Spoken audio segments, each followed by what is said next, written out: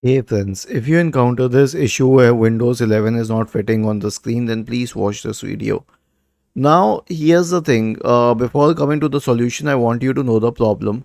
A lot of apps and games change the resolution of your system, and this causes the problem. So, our first approach will be to fixing it. Right click on the start button and select settings from the menu.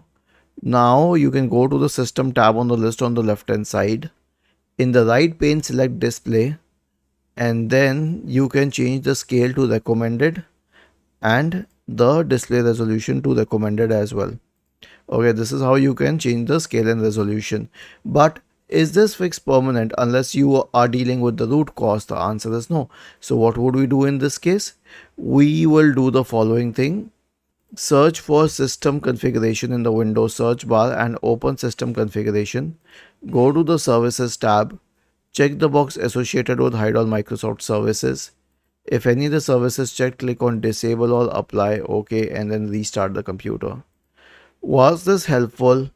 If yes, then please subscribe to the channel. If not, then let us know in the comment section of the video on how we could help you further. Thank you for watching this video and have a nice day.